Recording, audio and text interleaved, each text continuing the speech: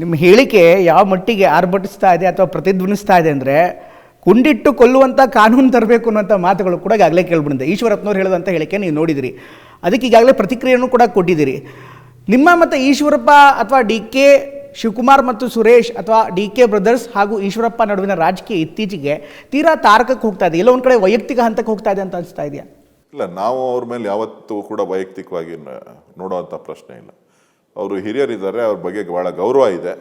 ಆದರೆ ಇವತ್ತು ಅವರು ಗುಂಡಿಗೆ ಕೊಲ್ಲಿ ಅಂಥೇಳಿ ಜನರನ್ನು ಎತ್ಕಟ್ಟುವಂಥ ಕೆಲಸ ಮಾಡ್ತಾ ಇದ್ದಾರೆ. ಕಾನೂನು ತರಬೇಕು ಅಂತಲೂ ಹೇಳಿದ್ದಾರೆ, ಕಲ್ಲಬೇಕು ಅಂತಕ್ಕಂಥದ್ದನ್ನು ಹೇಳಿದ್ದಾರೆ.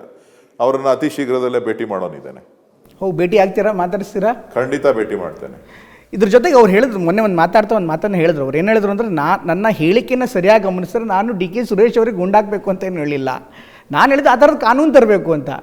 ಅವರ ಒಂದು ಹೇಳಿಕೆಯನ್ನು ನೀವು ಪ್ರತಿಕ್ರಿಯೆ ಕೊಟ್ಟಿದ್ರೆ ನಾನೇ ಎದುರುಗಡೆ ಬರ್ತೀನಿ, ನನಗೇ ಹೊಡೀಲಿ ಅಂತ ಹೇಳಿದ್ರಿ. ಬಹುಶಃ ನೀವು ಆ ಪ್ರತಿಕ್ರಿಯೆ ನೋಡಿದ್ದೀರಾ ಅಥವಾ ಆ ಪ್ರತಿಕ್ರಿಯೆಗೆ ಅವ್ರು ಕೊಟ್ಟಂಥ ಸ್ಟೇಟ್ಮೆಂಟ್ಗೆ ನಿಮ್ಮ ಪ್ರತಿಕ್ರಿಯೆ ಅಂತೂ ಸೂಕ್ತವಾಗಿತ್ತ ಅಂತ ಅನ್ಸುತ್ತಾ?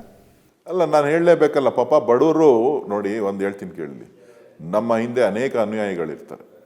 ನೀವು ಪೋಷಕರಾಗಲು ಕಾಯುತ್ತಿದ್ದೀರಾ? ಚಿಂತಿಸದಿರಿ. ಓಯಾಸಿಸ್ ಫರ್ಟಿಲಿಟಿ 90,000 ದಂಪತಿಗಳ ಜೀವನದಲ್ಲಿ ಸಂತೋಷವನ್ನು ತಂದಿದೆ. 7825893601ಗೆ ಕರೆ ಮಾಡಿ. ಅತ್ಯದ್ಭುತ ರಿಯಾಯಿತಿ ಪಡೆಯಿರಿ ಹಾಗೂ ಎಲ್ಲರಿಗೂ ಗುಡ್ ನ್ಯೂಸ್ ಕೊಡಿ.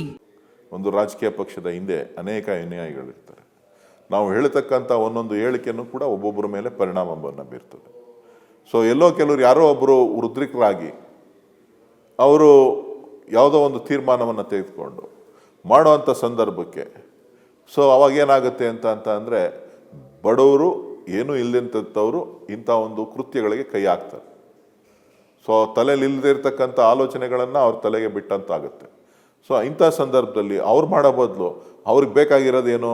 ಈಶ್ವರಪ್ಪನವ್ರಿಗೆ ಅಧಿಕಾರ ವಂಚಿತರಾಗಿದ್ದಾರೆ.